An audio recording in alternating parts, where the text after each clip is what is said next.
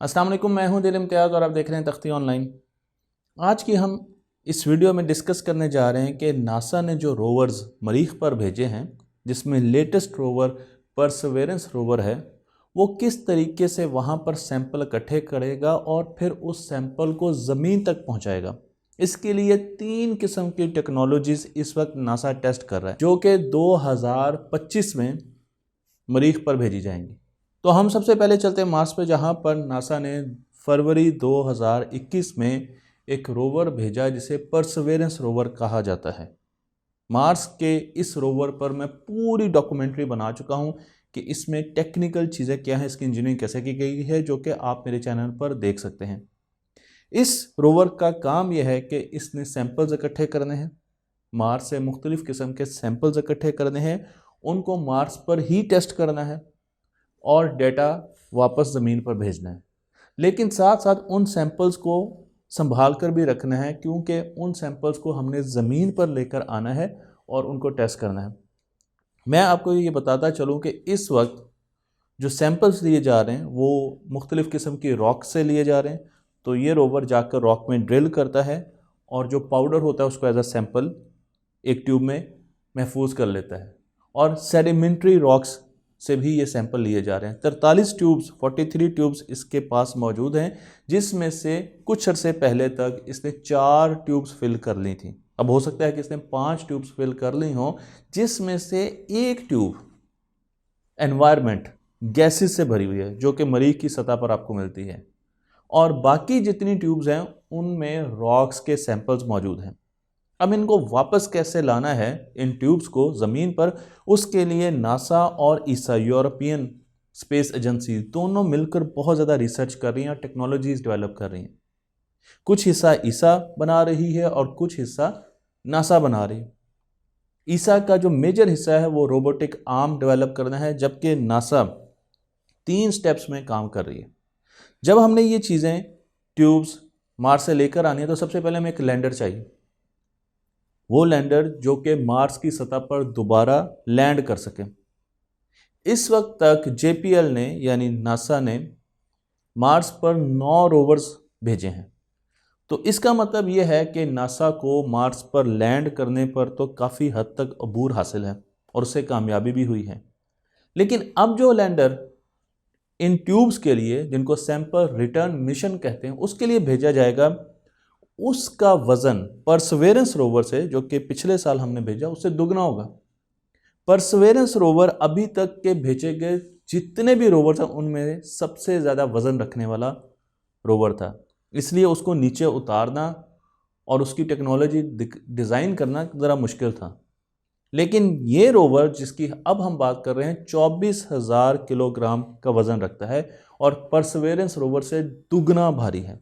तो इसलिए इसको नीचे उतारना और फिर इसकी टेक्नोलॉजी डिज़ाइन करना, उसके लिए बहुत ज़्यादा रिसर्च हो रही है। इसमें सबसे पहले रॉकेट पावर्ड जेट पैक्स होंगे। तो जब ये उतरेगा तो इसके इंजन्स चलना शुरू हो जाएंगे और वो इस इंजन को आहिस्ता आहिस्ता नीचे लेकर आएंगे। मैं आपको इस इंजन की एक स्ट्रक्चरल शक्ल दिखा रहा हूँ जो कि लैंड कर रही है। मुख्तलिफ़ किस्म के सेंसर इसके ऊपर लगाए गए हैं, इस बॉडी पर लगाए गए हैं, और जब ये आकर ज़मीन पर लैंड करता है तो मुख्तलिफ सेंसर से देखा जाता है कि इसको कितना स्ट्रेस मिला। इस सिमुलेशन में, नासा की लैब में जो सिमुलेशन की जा रही है, इसमें इसको कितना स्ट्रेस मिला, क्या मटेरियल यूज़ किया जा रहा है, क्योंकि याद रहे कि मार्स की ग्रेविटी ज़मीन की ग्रेविटी से बहुत ज़्यादा कम है, और उसको सिमुलेट करने के लिए हमने इसके ऊपर रोप्स लगाए हुए हैं। तो हम हाई स्पीड कैमरा लगाते हैं और इसके मुख्तलिफ पार्ट्स को कंप्यूटर्स पर देख रहे होते हैं और सेंसर के ज़रिए इमेजिंग कर रहे होते हैं, ताकि हम देख सकें कि ये आर्किटेक्चर हमारा ठीक है। इस आर्किटेक्चर को जो मुख्तलिफ चीज़ बनाती है वो एक रॉकेट है। ये लैंडर जब जाकर मार्स पर उतरेगा तो इसके अंदर एक रॉकेट मौजूद होगा जिसने दोबारा स्पेस में जाना है, और उसकी वजह से इसका वज़न भी बहुत ज़्यादा है। ये रॉकेट जब इससे यानी इस लैंडर से हम इजेक्ट करेंगे, उसको चलाएंगे, तो क्योंकि मार्स की ग्रेविटी काफ़ी कम है, इस चीज़ के चांसेस बहुत ज़्यादा थे कि हमारा लैंडर कहीं इम्बैलेंस ना हो जाए, कहीं टिल्ट ना हो जाए, टेढ़ा ना हो जाए। और उसकी वजह से रॉकेट को भी नुकसान पहुंच सकता था और हमारे लैंडर को भी। नासा ने जब मार्स की ग्रेविटी को सिमुलेट किया तो हर मर्तबा ये लैंडर टिल्ट हो जाता था, इसलिए नई टेक्नोलॉजी की ज़रूरत थी। और जो टेक्नोलॉजी बनाई गई वो बड़ा यूनिक आइडिया। आपके ख्याल में क्या टेक्नोलॉजी होनी चाहिए? आप इस वीडियो को थोड़ी देर रोक के सोच सकते हैं। 2 स्टेज का ये रॉकेट 9 फीट बड़ा है, 9 फीट इसकी लेंथ है। और अब जब इसको लॉन्च किया जाता है तो इसको हवा में उड़ाया जाता है। इस टेक्नोलॉजी को vertically ejected control tip of release vector कहते हैं। और इस टेक्नोलॉजी में हम सबसे पहले रॉकेट को हवा में उछालेंगे। 5 मीटर पर सेकंड की स्पीड से इसे मरीख की आबो हवा में उछाला जाएगा। और जब ये ऊपर जाएगा तो वहाँ पर इसका इग्निशन होगा और ये स्टार्ट होगा और स्पेस की तरफ चला जाएगा। बिल्कुल ऐसे ही कुछ रॉकेट्स हम आज ज़मीन पर भी डिज़ाइन कर रहे हैं। और अगर आप रॉकेट्स को देखें, चाइना के या अमेरिकन रॉकेट्स को देखें, तो इसी तरीके से आगे चलते हैं। तो इसके ज़रिए हमने क्या किया, हमने जो हमारा प्रॉब्लम था कि हमारा लैंडर टिल्ट कर जाता था ग्रेविटी कम होने की वजह से मरीख की, उसको काबू कर लिया।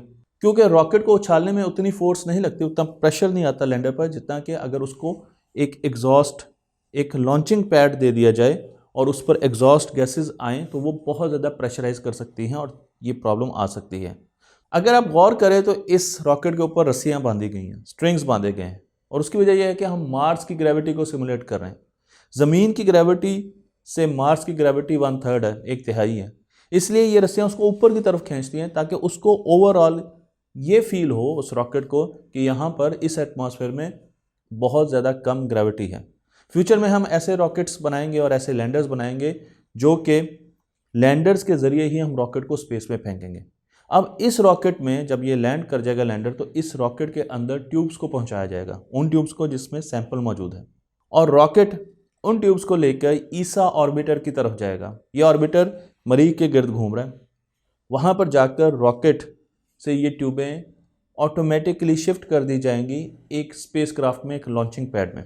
और फिर ये स्पेसक्राफ्ट या स्पेस कैप्सूल वापस ज़मीन की तरफ आएगा। जब ये ज़मीन के अंदर दाखिल होगा तो बहुत ज़्यादा हीट होगी और फिर ये ज़मीन की तरफ आकर ज़मीन पर लैंड करेगा। तो इसकी लैंडिंग को भी, इस कैप्सूल को भी डिज़ाइन किया जा रहा है, इसके मटेरियल को भी डिज़ाइन किया जा रहा है, इसकी हीट शील्ड्स को भी डिज़ाइन किया जा रहा है। उस पर मैं पहले भी वीडियोस बना चुका हूँ, लेकिन इसकी लैंडिंग को भी काफ़ी ज़्यादा सिमुलेट किया जा रहा है। तो एक बहुत बड़ा आपको यहाँ पे टावर नज़र आ रहा है जिसके ऊपर से इस कैप्सूल को नीचे गिराया जाता है और फिर देखा जाता है कि इस पर क्या इम्पैक्ट है। इसके अंदर ट्यूब्स रखी जाती हैं और देखा जाता है कि क्या ट्यूब्स को कोई इफेक्ट आया।